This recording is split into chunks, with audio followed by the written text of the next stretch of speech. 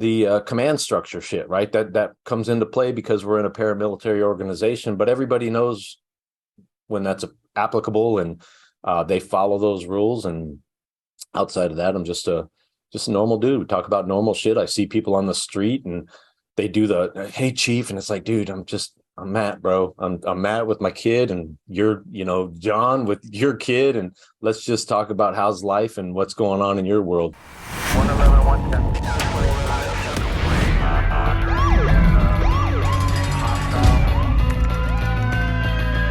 You training to be a street cop? Hey guys, welcome to this episode of the Street Cop Training Podcast. I'm your host, founder, and CEO of Street Cop Training. My name is Dennis Benino, and I met Matt recently at SHOT Show with Mark Lamb, ran into him, and it was actually a really nice moment that there were a handful of gentlemen staring at Mark and I said, Mark, I think they want to take a picture with you. I'll step to the left. And they walked over to me and said, can we get a picture with you? I don't know. I guess the American sheriff didn't fucking get this one, huh? That's right. Too bad, Marky. You watch the real fucking star step over here and take some pictures with some folks. Dude, and I'm telling you, I never see that. So that was an awesome moment for you, man. You outshone the American sheriff. Dude, you got to razz him on that shit nonstop, because I'll never let him forget that. Yep. I got you. So, dude, tell us who you are and what you're about. So, Matthew Thomas, I am the chief deputy at the Pinal County Sheriff's Office in Arizona, which equates to being the second in command to the American Sheriff, Mark Lamb. And I've been in this position for 7 years. Took the position in 2017 when Mark offered me the job to be his second in command. Previous to that, I was a lieutenant in the agency, and I was running our SWAT team, our narcotics, and our anti-smuggling crews. And I had been part of our SWAT team for about 18 years. And, started as a basic operator, moved my way up, was a team leader, and then ultimately had command of the team at the end as a team commander. Previous to a lieutenant, I was a sergeant for almost 10 years. That included street sergeant. I was a training sergeant. I ran our academy. I stood up our first motor unit. So I was a motor sergeant in traffic. I was an undercover sergeant. And I think that's about it for sergeant. Prior to that, deputy. And as a deputy, same thing. I did uniform. I did traffic. I did drug interdiction, some gang stuff, and did undercover work there as well. And then prior to that, I started the agency in 1993 as a detention officer. So basically started as detention officer, worked my way through the ranks to where I'm at today. Oh, and one important point is I'm recently an author too, as you found out when we talked in SHOT. Wrote a book kind of about the stuff that I did in the cartel, because we deal a lot with cartels down here, and so we did some counter cartel operations. And I published a book back in November, kind of detailing the operations and some of the stuff we see with the Mexican cartels. What's the name of the book? Just do your shameless plug, motherfucker. It's Interceptors, The Untold Fight Against the Mexican Cartel. Where can they find the book? Any of the book platforms, Amazon, Apple Books. They can go to my website, onetimenation.com, and find it there as well. So why do you think when Mark became the sheriff, he picked you to be second in command? So I asked that question because I had the same, I was wondering the same thing when he approached me. And I said, because Mark and I didn't know each other. He was a deputy here, and I knew of him. I had one or two small interactions with him. So it wasn't like we were friends or anything like that back before this. So I said, hey, how did you get my name? And essentially what it came down to is two things. Our third in command was his squad sergeant and a good friend of his. And that same sergeant had worked for me for several years in several different assignments, and we were good friends. And so Mark approached him first and said, hey, I want you to be my second in command when I win sheriff. And he said, no, I'm not the guy for that. I'm not built for that yet. And Matt Thomas is your guy. And so that started the ball rolling. And then Mark kind of looked into my background and talked to a bunch of people throughout the county and law enforcement throughout the state.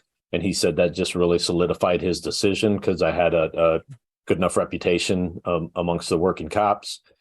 So that was it. He offered me the position, and I took him up on it, because once I met with him and got his values, mission, goals, objectives, I was completely on board. clearly give us a little insight as to why you were selected, but why do you think that Mark's sergeant, who then he put in, who now resides at third in command of the agency, just recommended you so highly? Why do you, I mean, outside of the fact that you have certifications and reputation, what else behind it is known about you that he almost seamlessly said, this is the guy you want? What did he see in you that maybe a lot of people see in you that, and again, this is the time to, you have a lot of humility. That's fine. You're a good leader. We know that. And the reality is we kind of expose ourselves a little bit with the intention to model why you were chosen. Yeah.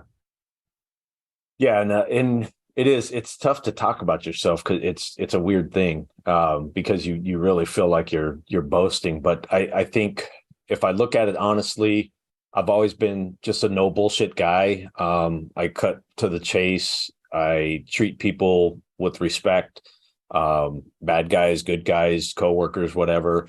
So I've always been respectful. My mom kind of raised me to, whether I'm talking to the CEO or the janitor, treat them the same. So I was kind of that guy, and I've done a lot of different jobs, and a lot of it had to do with my inability to stay still for long, right? So every 3 or 4 years, I would have to switch positions, and I would go find some new cool spot to land and do things. So I had done a lot.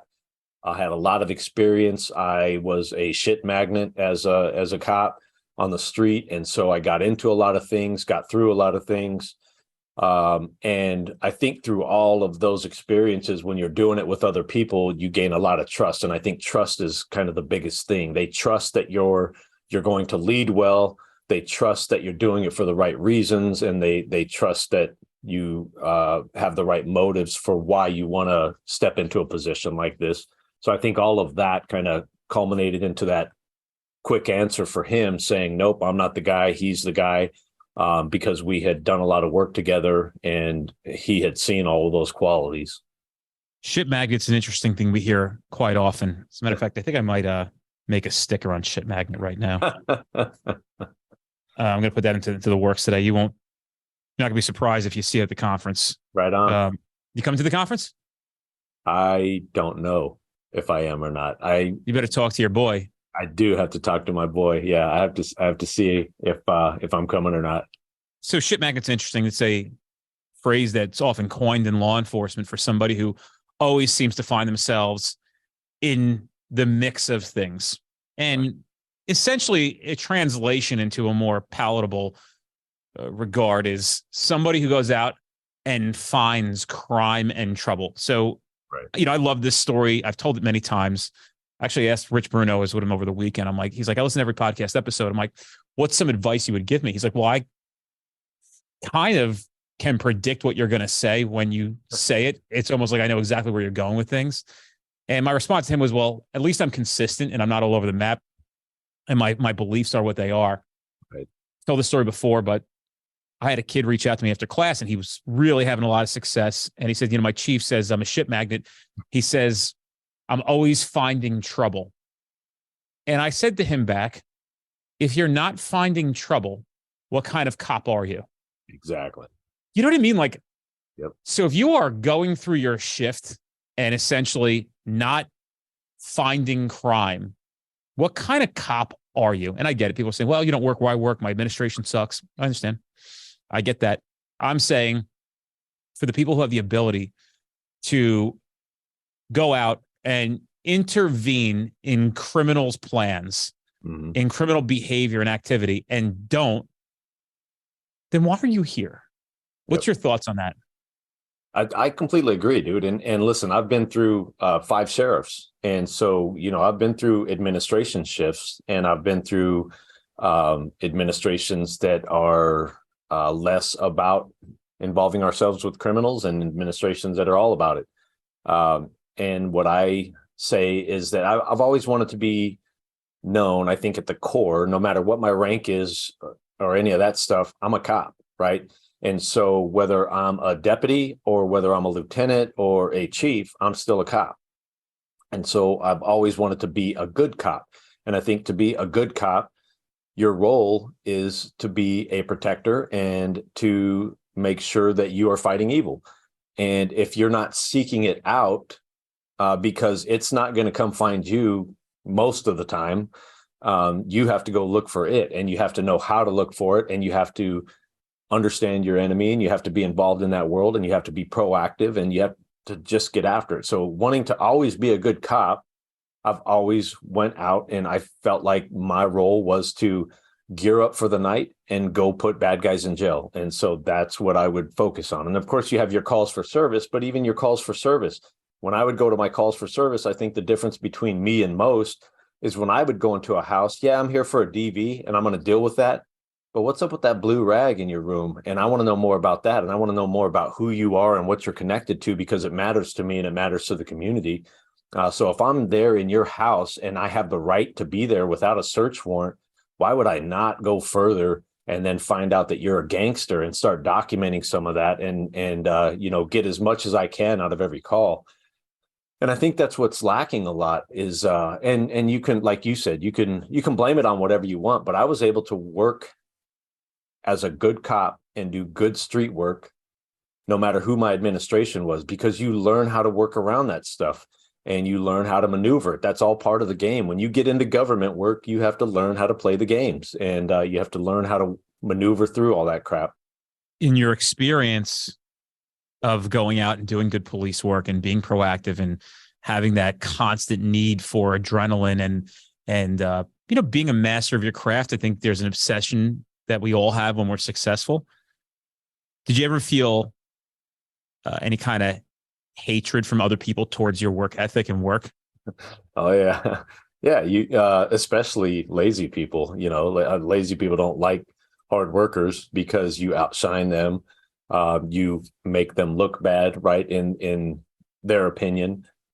Even supervisors that were not go-getters or that did not understand the realm that you were getting to, especially, like I said, I loved messing with gangsters, and I loved diving into the dope world and putting those people in jail. And if you had supervisors that were not comfortable in those realms, a lot of times they just use the easy answer of no, or they try to cock block you so that you can't do that work, so that they don't have to answer for it, right? And they want the easy job. So you end up with haters for sure. And I think a reaffirming moment for me one time, I was a sergeant, and a fellow sergeant had promoted over me, and he and I had kind of been at the same rank throughout our careers, and then he finally promoted over me. He was a lieutenant, and then he became my lieutenant. And after about 6 months of working for him, he called me in for my review, and he says, "Look, man, I gotta tell you something." He says, "I was one of your haters. Like, I'd talk shit about you, and that you were a golden boy because you seemed to get whatever you wanted, and you were always in a positive light." And he said, "But I've figured out why, because now that I've had to supervise you, you're the best sergeant I've ever had work for me." And he says, "You get shit done. You get it done on time." And he says, "Not only that, but you're forward thinking, and you know what I'm going to ask next, and you get that shit done before I even ask for it."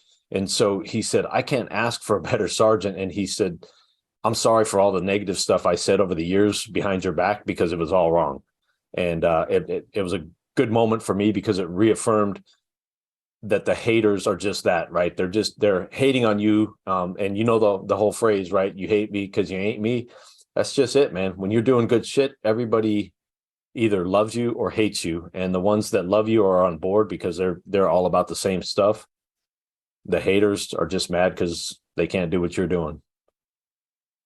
I've had experiences in the field. Obviously, the work that we're doing, it's just needed. It's not controversial. It's just finally somebody saying, "Hey, things are not good and we've got to make them better." And that rubs people the wrong way a lot. And especially since we actually kind of pull back the curtain on what police work looks like.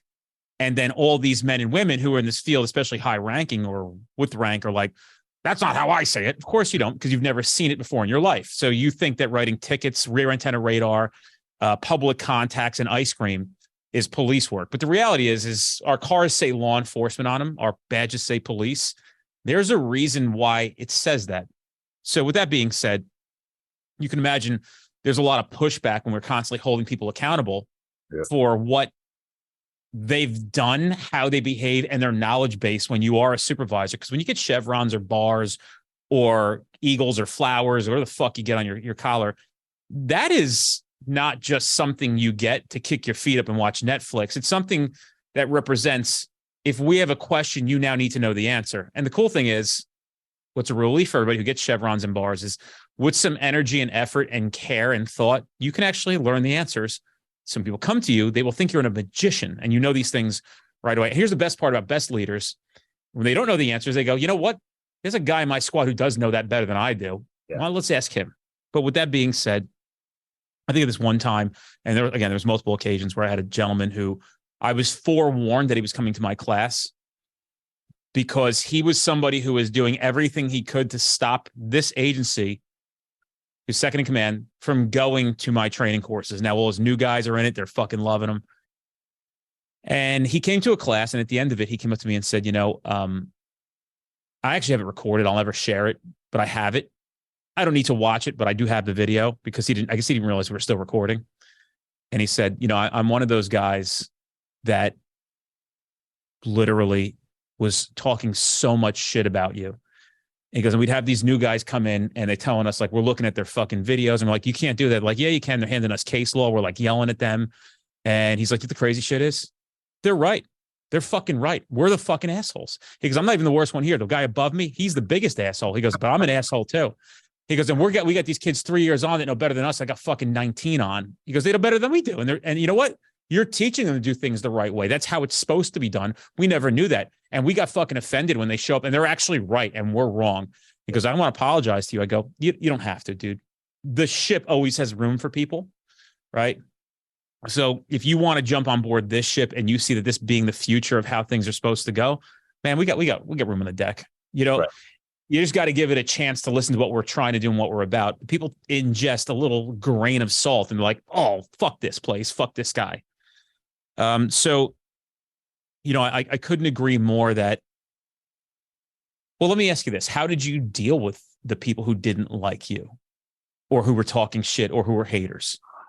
Man, honestly, this is going to sound very cliche, but I just didn't pay him attention because I was busy working, man. And I just figured, especially, even as a deputy, I remember squad mates that were like, well, dude, you're always tied up on arrest, so you don't take calls for service. And I'd be like, nah, man, I'm taking my calls and then I'm also getting arrests. And there's times where, I'm out for a little bit because I'm booking somebody, but I'll jump back in and I'll take extra calls because you covered for me. I'm not that guy. And from that all the way up through the ranks, the haters you would get from different angles. But I just didn't have time for them. And to your point with administrators, like I see at this level, sometimes people get frustrated with us at the line level. And I was talking to my third in command one day and I was like, dude, I don't ever remember, like, as a deputy, I was too busy working. I don't ever remember worrying about what the fucking sheriff was doing or what the chief was doing. Like, I don't ever remember that entering any conversations because I didn't care. I had my world that I was responsible for. That's what I was focused on. I wanted to be good at my craft, and that's what I was focused on. And dude, like many of us, when I first got my patrol car and, I got my shiny badge and my gun and I'm a cop all of a sudden on the street, I was like, holy shit, I can't believe they're actually paying me to do this job. This is fantastic, and I think through the ranks, and one of the things I talk to my leaders about is, to your point, is this, that you don't promote to get out of responsibility and to have less authority. And I tell them, every level that you move up, you give up more of yourself. So when you move to sergeant, you give up some of yourself and it becomes more about your squad. When you move up to lieutenant, more of yourself and it's about your sergeants and their squads. And so every level you jump up, it's more and more about others and less about you. And so if you maintain that level of humility and that understanding, I think you serve your people well, because I was granted this position by the grace of God, and my sole function in life is to protect my community and to enable everybody that works at this office to do their job to their best ability and not get in their way when they're trying to do it. And again, to your point, the young cops are freaking phenomenal, dude. There are, and when you sit in a room and you ask for suggestions on stuff, you'll get a 2-month cop that just blows your mind with their recommendations. And you're like, dude, why couldn't I think of that? That is an awesome idea, right? And they have these great ideas and they're seeing it from a different perspective. And we get removed at these levels from the actual street work. And you try to stay connected as you can, but it's difficult. So you have to listen to your line level staff and you have to be engaged with them. And just like your stuff, man, when I met you in Vegas, and, you know, I instantly got feedback on my socials when we posted some pictures because the young cops are like, dude, you got to meet him. And so, you know, you can tell what they like, what they're listening to, who they're engaged with. And that's the shit you have to pay attention to as a leader, because what they don't like is the old guy that doesn't know any of this shit, right? You're the boomer in the room.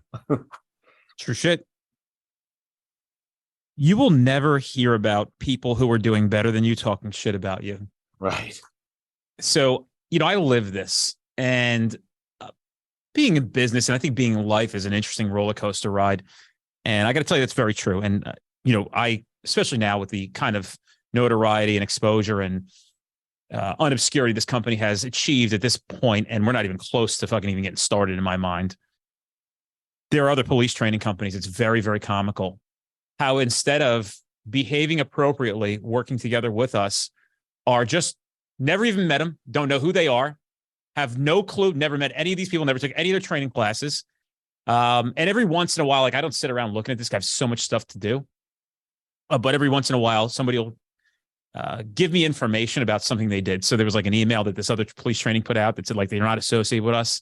And I just want to take a moment to thank them, because for the people who didn't know about us, now they're going to know about us. Yeah. So appreciate you on that one. You know, you think you're actually hurting us. What you also did in the same stroke was make the people who love us, but also still liked you, now hate your fucking guts. So congratulations on that too. And this is why playing the hater game never works well. And dude, like, we're here with open arms. Like, we'll work with any training company that wants to work with us.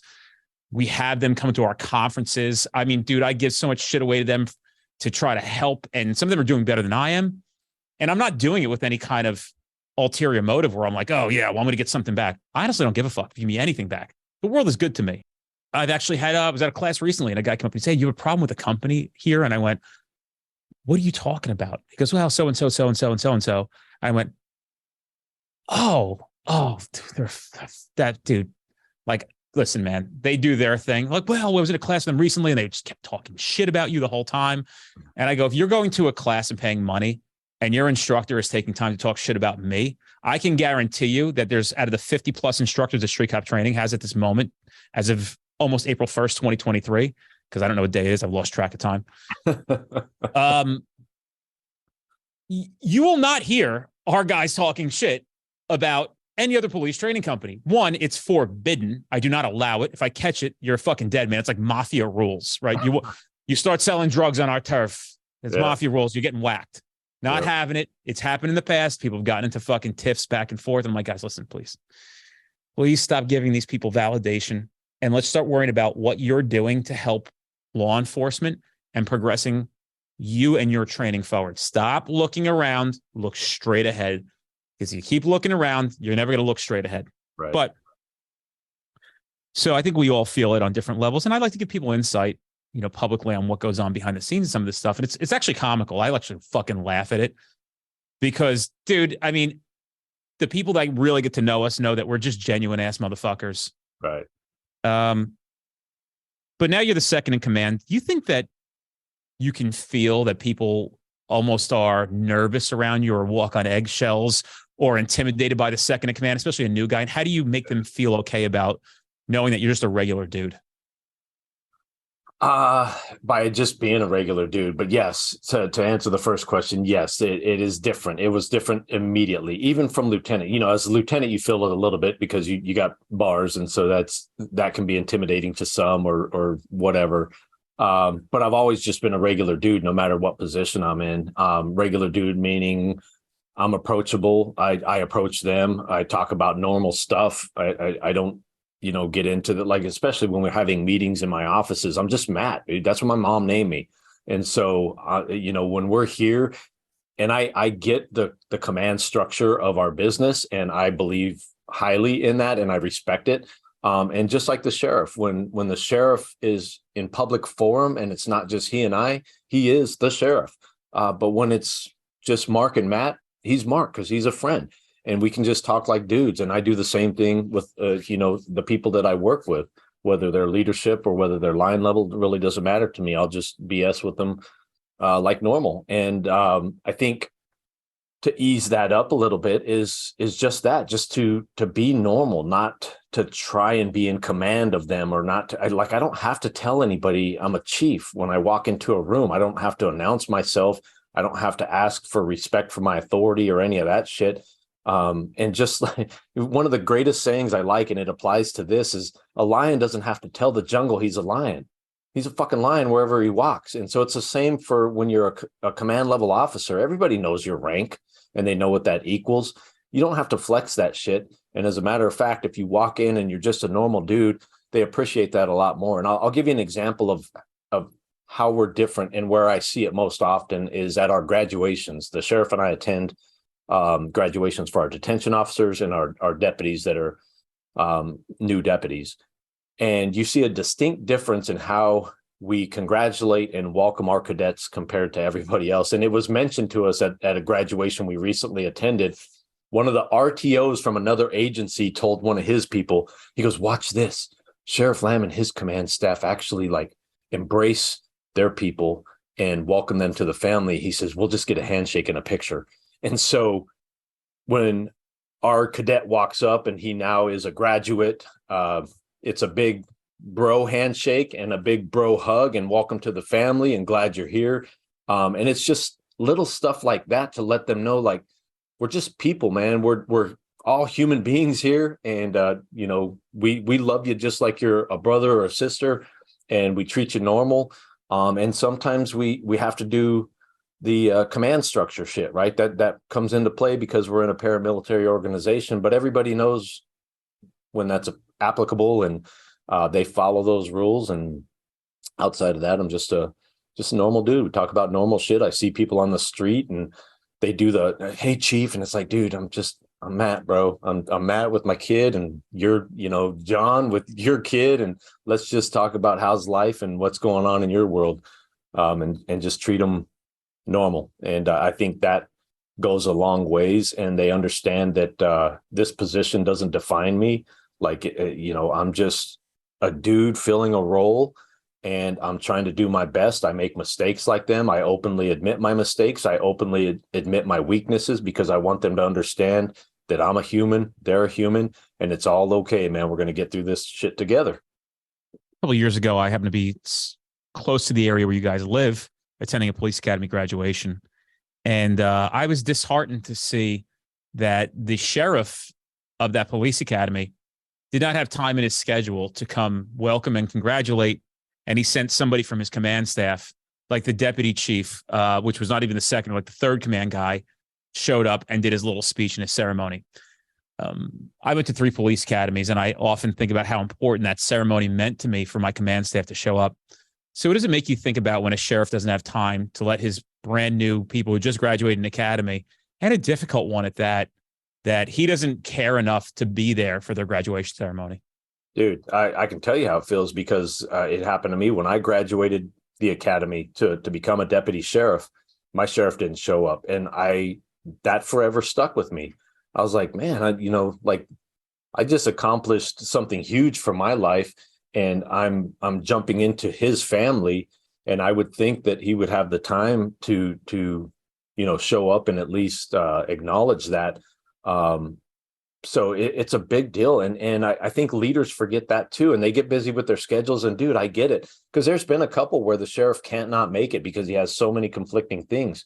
But the rest of us all show. And then as soon as he can, the sheriff, when he gets back, is finding that person, apologizing to them for not making it, telling them why he couldn't make it, and going from there. And that's few and far between. We feel like it's a big deal, and it all starts there, right? This is a huge deal for them and their family, and so it's the least we can do to show up. And even like we had a lieutenant just graduate the FBI Academy, and I'm an FBI NA grad, and when I graduated, none of my command staff showed up, and I was a little disheartened at that. And so, when this lieutenant graduated, I told the sheriff, I said, you have got to be there. It means a lot, man. And I told him, I'm speaking from my perspective. It means a lot for the sheriff. And if I could have made it, I would have as well, for both of us to be there, but at least the sheriff. And the lieutenant came back and said it was absolutely, it floored him that the sheriff was there. And of course, our sheriff is a rock star. So not only is it good for our lieutenant who graduated, but all the people that are like, oh my God, it's, the American sheriff. Our lieutenant was like, yeah, that's my boss. That's right. And so, it's a little bit of pride for him too. And the same for our cadets that are graduating the academy. They just, you can tell that it means a lot to them, and we owe them that, dude. We're asking them to essentially come to work for us and possibly forfeit their lives for the work that we're asking them to do. The least we could do is show up for them on their important days. Hey guys, if you're enjoying the Street Cop podcast, do us a favor and give us a review on iTunes or Spotify, wherever you're listening to us. Tell a friend. We don't charge anything for the episodes. We appreciate your support. Check us out on any social platform by putting into the search bar Street Cop Training. Give us a follow. We have a lot of free content coming out every single day that you might not catch here on the podcast, and it's important for you to be able to do your job more professionally, and we also entertain you as well. Mark is one of the most unique people I've ever met in my life. And dude, I don't know how a man can make you feel, I even take away the sheriff thing, like he's your best friend in about 14 seconds. And like you have a friend for life. Have you ever met somebody more genuine than Mark Lamb? No bullshit. No. And that's why people ask why I took this position. And that is one of the biggest driving factors, because when you meet him and you sit down with him, and when I sat down to interview for this position, he was talking for about 5 minutes, and I'm like, dude, I'm all in. To your point, he has that way about him. He is so genuine, so caring. And let me give you an example of how caring this dude is about people. I'm always the first guy at the office, right? I'm the early bird. I get here first. I start knocking stuff out. One time I come in, and I usually get here about 7 a.m. so I can start knocking things out before the 8 o'clock bell rings and everybody else is starting their meetings. So I get here about 7. Mark's already here. And I'm like, dude, what are you doing here? Like, you never get here this early. And he's like, I've been here since about 6. And I'm like, dude, what the hell? And he says, well, I had to take this kid to work. And I'm like, what kid? I'm thinking one of his kids. And he's like, no. He said, so I met this homeless kid. And, I ran into him at a Taco Bell the other day, and he is trying to get back on his feet, but he didn't have a job. And he says, so I reached out to some people. I got him a job. He says, but he didn't have a way to get there. He says, so I got up at 4:30 this morning. I went and picked him up, took him to work. And then I just decided to come to the office. And I'm like, dude, who does that? Like, and that's just what a good human he is, man. And so it translates throughout everything that he does. And like you said, he's just a genuine person. People are naturally attracted to him because of that. And he genuinely cares. And he has this unique ability that has eluded me my entire life, of meeting you and not only remembering your name, but remembering these little random facts about things that you said in your conversation, because I've seen him come back to people 6 months later, remember their name, which blows my mind, and then say, oh, how's your sister doing? She was sick when we talked last. And I'm like, dude, how do you do that? How do you remember that stuff? But that's just who he is and how he is, and what makes him such a great leader and a great person. A lot of weight on his shoulders. Tough year for Mark, no question about it. And, dude, I feel extreme amount of empathy and compassion for him and his family. I really do. I can't even quantify or put into words what it must have felt like to go through what he went through. And for people who aren't aware, that Mark lost 3 of his family members in a horrific motor vehicle crash, maybe 7 months ago, something like that. It was an awful, awful thing. And, it's very hard thing to go through something that traumatic and have a lot of stuff on your shoulders and a lot of responsibilities at the same time. So I don't think people can really understand what it meant to continue to, or to make it through that essentially in some sense, or manage it at the time, but to continue to bear the burden of being in extreme grief, extreme trauma psychologically, and still show up and hasn't literally deviated from who he is one bit. I don't know how he's doing it, to be quite honest with you. I really don't. I don't know either. That was a tough period for all of us. And dude, he and his wife were so strong through that whole thing. It's another testament to who he is. And he'll tell you straight up that his faith had a lot to do with that. That's the foundation that allowed him to get through that as well as he did. And yeah, they're both doing a lot better now. That was back in December when they lost their son, their granddaughter, and their soon-to-be daughter-in-law all in one accident. So that was a lot to process right before Christmas. And you can imagine, the holidays are tough enough, but then you have a loss like that. And again, it's a testament to who he is, man, and the kind of human he is. He's a different breed. And I do want to apologize for having the timelines incorrect on that. All good. I'm just horrible. Like I said before earlier, I thought today was April 1st, but I think what's today's date? Today's March 28th. I just literally have no clue, dude. Time is a blur for me. Yeah. It's very interesting, and I'm trying to do everything I can to try to slow that down. That's what's going to happen when I retire. It's all going to just whatever. What day is it? What month is it? Who cares? Pretty much where I'm at now, and I'm not even close to. I'll never retire, but it's neither here nor there. It's interesting you brought up academy graduation ceremonies, and we had recently attended one, and I said to the people on my staff who'd never been to one, I said, what you're going to see today is a graduation ceremony that 80% of it has nothing to do with the recruits. Right. Most of it's going to have to be with tooting people's wieners that are sitting on stage because their friends are hooking them up with accolades and dabs. And then you're going to have a keynote speaker that comes out that nobody wants to hear from, that'll bore the piss out of you. Doesn't do any speeches, but has friends and got themselves or theirselves or into some place where they consider them to be notable with some notoriety. And boy, I didn't miss. And they said, how'd you know exactly how I was going to go? I go, well, I've been to a few of these. Yeah. I did 3 myself. And then on top of it, I've attended probably another 10. Why do you think that we do not make police academy graduations about the recruits? Oh, well, I would say that we do a pretty good job with ours. And it's not ours. It's one that we send our people to, but we send our people to an academy specifically because it aligns with our values.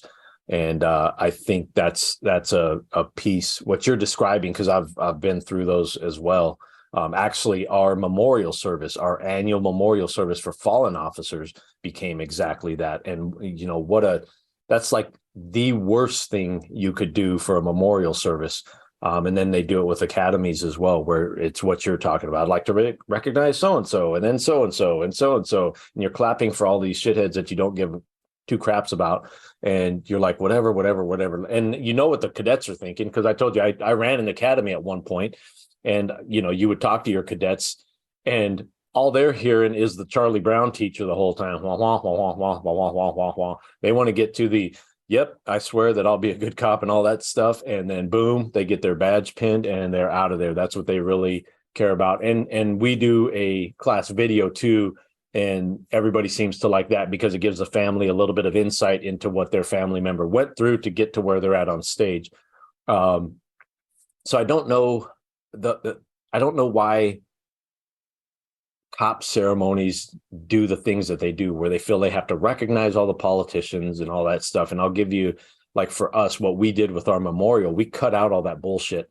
And we said, we're not recognizing every politician. We'll basically give one shout out. We'd like to recognize all the dignitaries that showed up and thank you for showing up. Boom. We're moving on to the piece that honors our fallen. And that's where we're going to focus. And I think we do a better job of that as well for our academy stuff, where we focus on here's what they have accomplished and get them through, and let's rock and roll, because it is about them. And I think people forget about that, and they use it as a day to stand up and toot their own horns and clap for themselves. And all their buddies. And it's sad that happens. And it really shouldn't be. It should be about the people who, the recruits that are on that stage that are about to become cops. And for the memorial services, it's about your fallen. I will never understand why people need their ego stroked. No idea. It does just the opposite for me. So I've been called out and given praise in big events that I didn't know was going to happen. And I'm like, oh my God, I'm really not that cool. Like, please don't fucking I appreciate the gesture, but I'm like, guys, I'm not really anything. I just am using my gifts to make the world a better place because I want to say on my deathbed that I did something. Yep. And on the other hand, I'm just thinking about like, how insecure are you that you need to make sure your friends acknowledge basically what you've done, but really haven't done.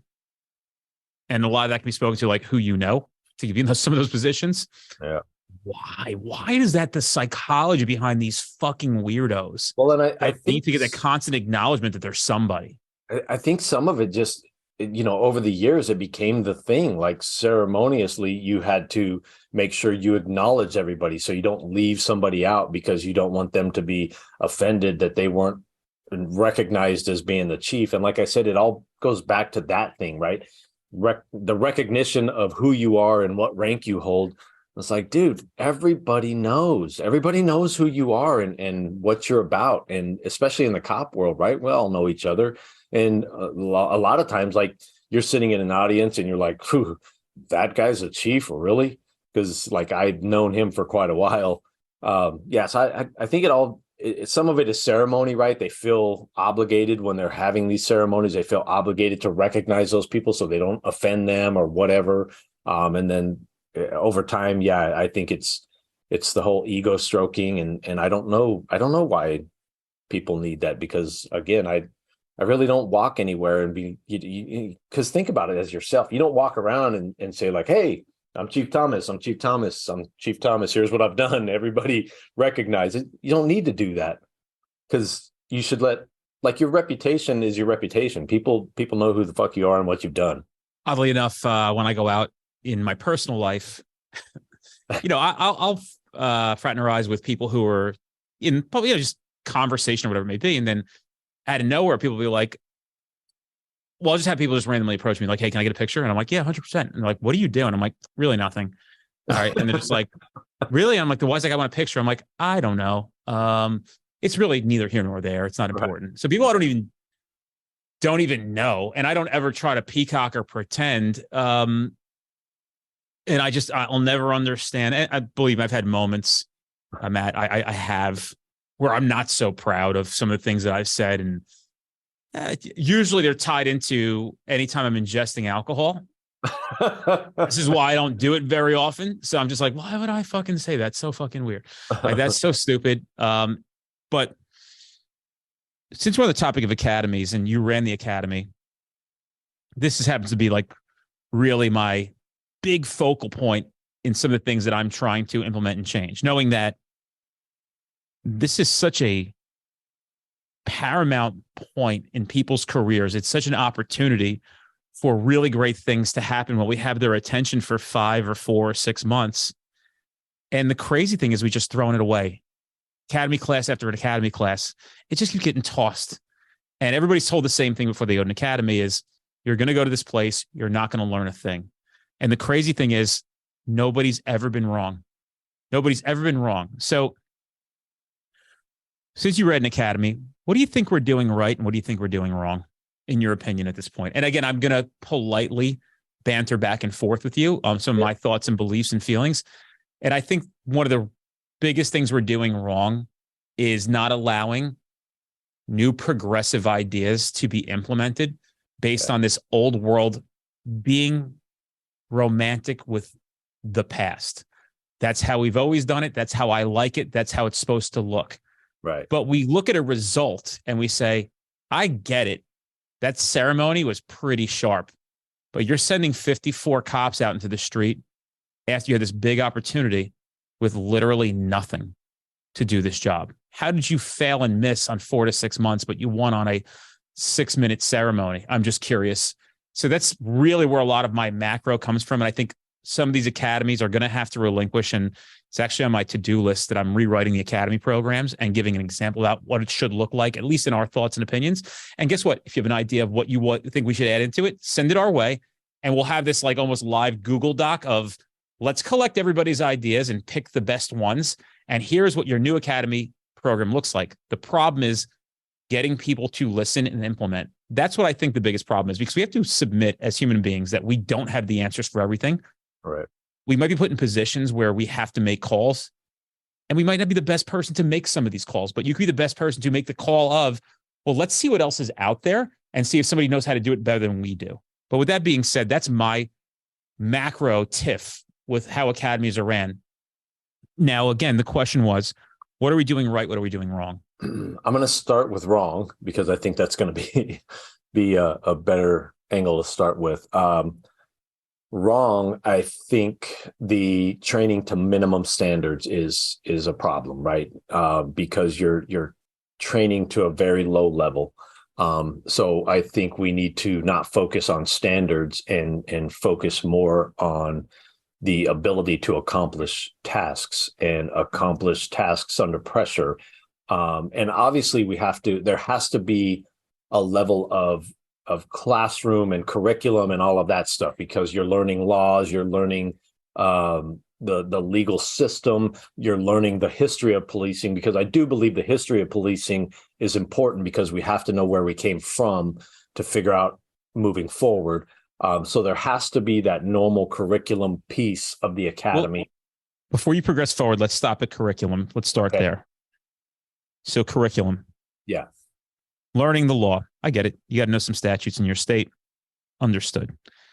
Why do we bring people in who don't know the law to teach the law? And what I mean by that is, we're not tooting our own horns here at this company, but we're quite confident in our abilities to explain the Fourth Amendment. And Arizona follows Fourth Amendment flawlessly. They don't depart for police purposes. And yet I'll pose this question in many classes that I teach. And I said, who learned actual case law, which is the most important thing, or one of the most important things, one of the pillars of becoming a good cop in their police academy? And literally, it is so few and far between. Maybe less than 1% of people will raise their hands. And I'll say to them, why do you think you didn't learn such an important thing in your academy class? And usually I get the answer. Sometimes I get a few answers at first. One guy just yelled in the last class, this guy's going to laugh, listens to the podcast in Ohio, and insurance. I was like, do you have Tourette's? I was just yell insurance, right? Like, he's like, no, it's true. And I'm like, no, it's not. That's not even in the realm of possibilities of why I don't teach case law. But, and usually the answer comes out is that nobody knows it. So when I look at something like that and I say, okay, a curriculum, people are romantic with this idea of having to have a live instructor in class in person, and maybe for banter back and forth and questions. But if you're posing questions to these quote unquote prosecutors who literally have no idea, it's so funny. I have something really funny to tell you after this, but have no idea what they're talking about. What good are we doing? So I think in the curriculum sense, in order to fix this, it's going to have to be a pre-recorded, very high quality classroom presentation, because I'd rather sit in a class given by Zach Miller without him. He's our top case law guy, explaining things to me in great detail, who has real good conceptions. And then we'll eventually volley and take in some of the questions we typically answered, and we'll try to continue to improve the program to make a better one. Then sitting in front of a guy going, this guy has no idea what he's talking about. What the fuck is he talking about? One thing I want to throw in there to further prove my point. I watched I was up late last night. I never am.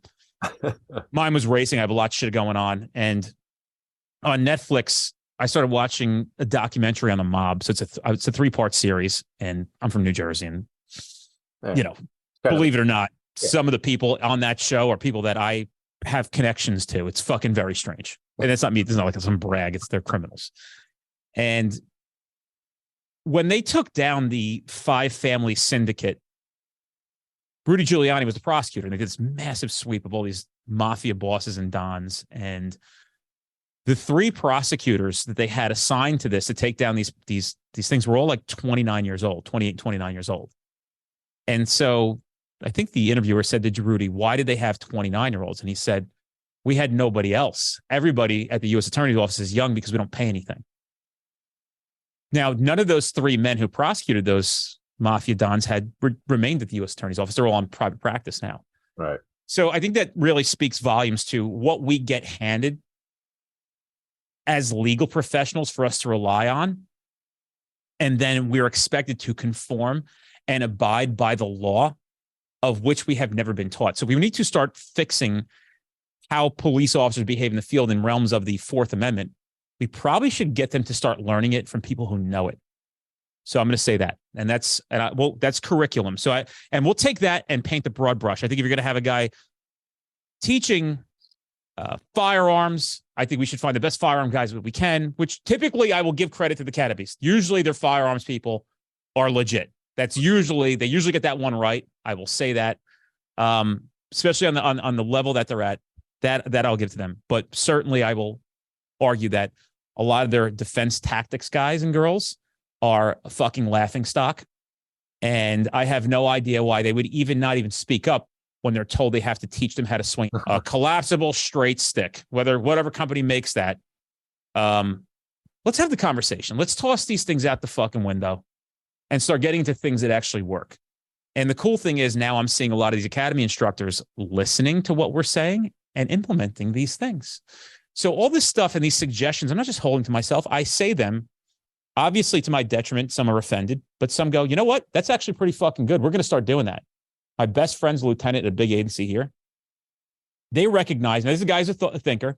He's retiring in 3 years. You can imagine where he's going to be working next. Right? My best friend, my daughter's godfather. I love him to death. And so what they did is they gave recruits radios day one. You get a radio. What they've recognized in the field is new cops are not hearing the radio. Right. So he said, what an opportunity. We have these guys for 5 or 6 months. Let's put radios on their shoulders and communicate through radio through their whole academy recruit time. Yep. I haven't seen, and dude, I'm so impressed because I didn't think of that. And it's so fucking smart. And I want to share that with people. And people say, well, we don't have the money for it. Bull fucking shit. You don't have the money for it. You can get clever and savvy and donations and you don't need the fucking new radios.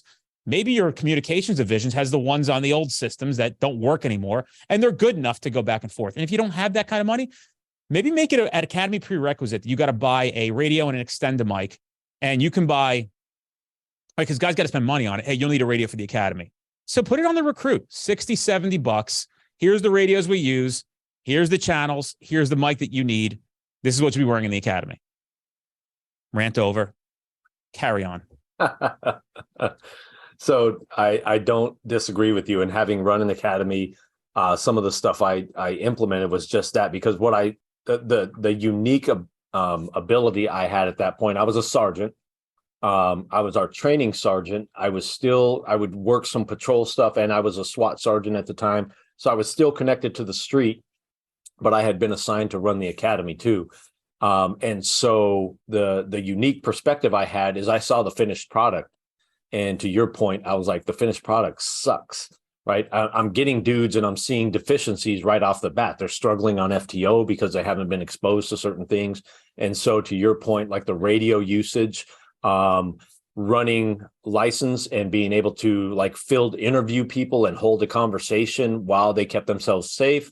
And so we would implement things like, hey, on break, you are going to write 5 citations using these fake IDs that we created. And we're going to have some of your RTOs and some of your training officers be your suspects. So you have to actually deal with a person. And so they're interacting with people like they will on the street for the whole academy. They're using radios like they have to use them on the street for the whole academy. And so they're getting used to that. So when they hit the street, it's just second nature because they've had that 4, that 5, that 6 months of repetition and getting used to it, wearing their body armor from the time they start the academy till they graduate, so that they're used to it. And it's not a new thing that is cumbersome and all that kind of crap. And they figure out their equipment too. So you have them, we still have them start white shirts is what they call it. So they're like week 1, week 2, they're in white shirts, black pants, no uniforms, but then they graduate into uniforms and having to start wearing their gear, using their gear so that they have it all figured out, because you have all these grand ideas of where your equipment should be until you have to actually use it. And then it's like, well, shit, that didn't work there and that didn't work there. And you know, you need to maneuver stuff around. And then knowing knowing like to your point, case law, Fourth Amendment, some of the stuff we would have them do is on command, recite to me the Fourth Amendment, because I want you to know it inside and out. I don't want it just to be a document that you read and you know that that's kind of a guiding principle for cops. I want you to know it through and through so that you can recite it. And by the end of the academy, they know that by heart. They know the Fourth Amendment. So if they ever get questioned on, was it a Fourth Amendment violation? Do you know the Fourth Amendment? Yes, I know the Fourth Amendment, and blah, blah, blah, blah. There it is. There's the Fourth Amendment because I've learned it by heart. So just little stuff like that we were doing that we felt was progressive. And then I would listen to my experts too, like to your point on firearms at a firearms cadre. And I think we do a good job of, the firearms instructors are good at getting them through what they're supposed to get them through, which is, again, minimum standards, shooting at paper, and a little bit of judgmental, but that is not how a gunfight looks. And so I think we fail them in firearms and making it more of a combative, right? Combatives with firearms, because when you're in a fight and it turns into a gunfight, sometimes it goes straight to guns, and that's just a gunfight. But a lot of times it works up to that, right? We're in a fight that then turns into a gunfight. So training them more in that realm so that they have, it's in their memory bank. They've been there and done that already. So the first time they get into a fight for their life and a struggle for their gun, and they have to use their gun, it's not the first time they've seen it. They've been there and done that before, and they know how to handle it, and they know some good combatives to get them through. And the defensive tactics, just by name, dude, defensive is not really what we should be. We should be offensive, because we know that that's what wins fights, and it actually reduces injuries. So if we go hard and fast and get shit solved quickly, we are much less likely to get injured. It handles the problem quicker. And so I think that's where academies fail too, is with the whole DT stuff. They need to implement more real world tactics.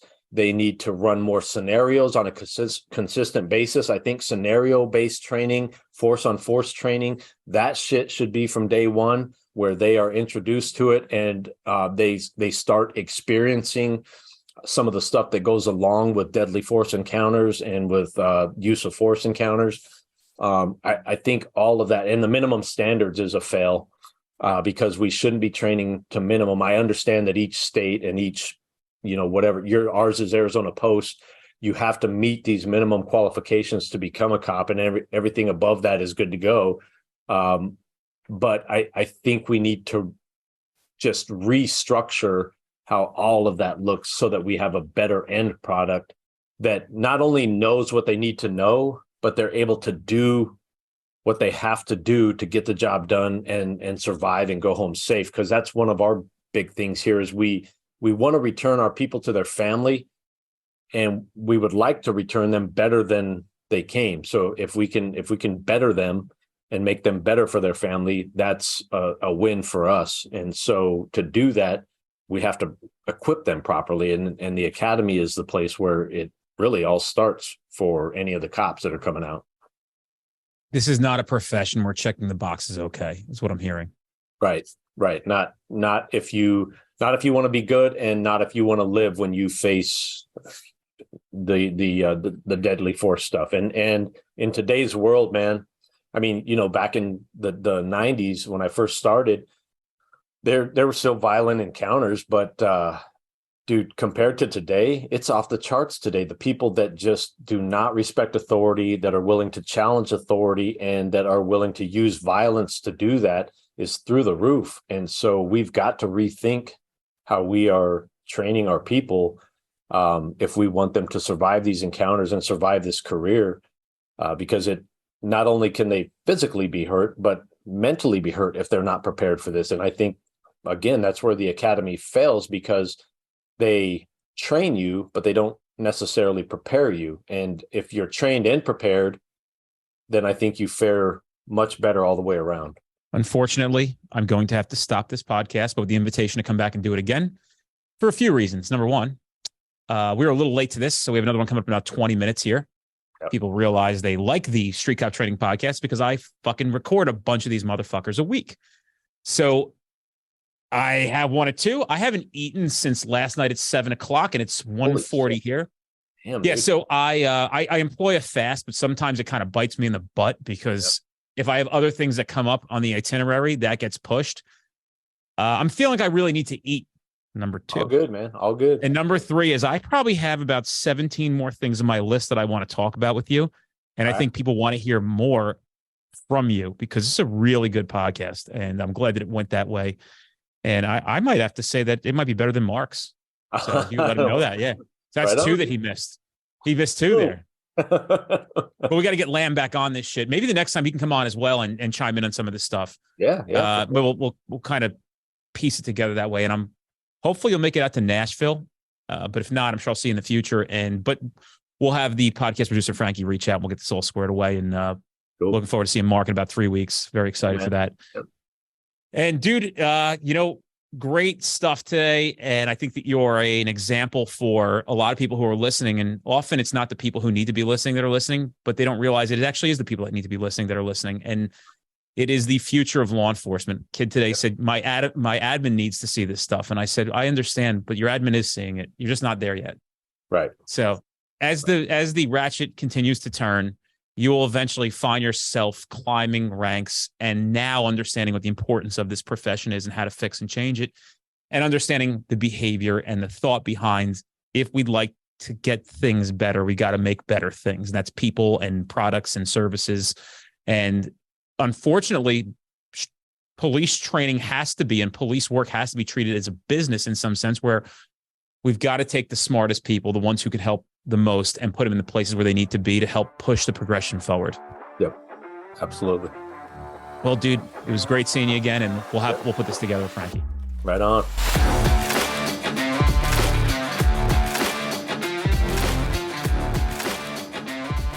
Guys, if you're in an area where you're trying to get to our classes, but we're not close to you, fret not. We actually have on-demand training at streetcop.com. You can take that course online right now, and then you could attend that training in the future at no additional cost. You can redeem your voucher, so you get two for the price of one. We don't want to deny you the ability to take this training now, especially knowing that it can keep you safe, at a very minimum, putting bad guys in jail where they belong, and at the maximum, going home to your family.